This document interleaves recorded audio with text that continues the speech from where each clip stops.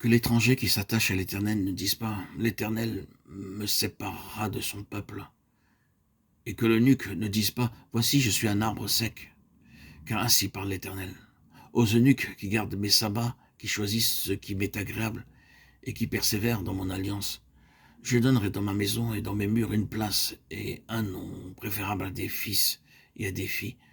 Je leur donnerai un nom éternel qui ne périra pas. Ésaïe 56, 3 à 5. Les gens de toute classe avec leur handicap sont bienvenus dans la maison de Dieu. Nous lisons dans le verset 3 que même les eunuques peuvent entrer dans la maison de Dieu. Autrefois, il ne leur était pas permis de pénétrer dans le temple juif. Dieu déclare dans ce passage que tous, sans exception, sont bienvenus dans la maison de Dieu. Ils ont le même privilège de pardon de leurs péchés et ils peuvent devenir membres de la maison de Dieu. Nous lisons au sujet d'Onésime qu'il devint très utile à Paul, Philémon versets 10 et 13. De toute évidence, Onésime avait volé une certaine somme d'argent ou quelque chose de valeur, car il quitta la maison de son maître avec son butin pour se rendre à Rome. Après avoir dépensé tout l'argent qu'il avait volé, Onésime pensa à l'apôtre Paul.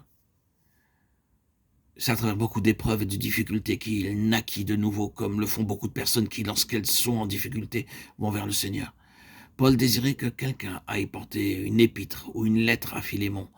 Ce fut à dessein que Paul envoya Onésime à Philémon, tout d'abord pour qu'il s'excuse auprès de lui de l'avoir volé. Il désirait aussi qu'Onésime soit reçu par Philémon comme l'aurait été Paul. Dans la maison de Dieu, beaucoup peuvent être changés comme Onésime, dont la vie pécheresse et honteuse fut changée en une vie d'une pleine compréhension de la volonté et du dessein de Dieu. Par tout le monde, Dieu a choisi des hommes rejetés, des meurtriers, des voleurs qui devinrent pour finir de grands hommes de Dieu. Le Seigneur peut choisir de tels êtres humains et les transformer en saints de Dieu.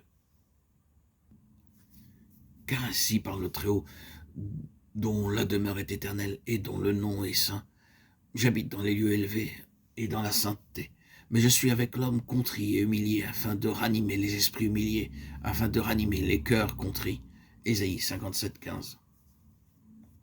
Des hommes de toute classe ont essayé de trouver Dieu par beaucoup d'épreuves et de souffrances, mais n'y sont pas parvenus, car nous ne pouvons pas trouver Dieu par la connaissance, les rites ou les cérémonies.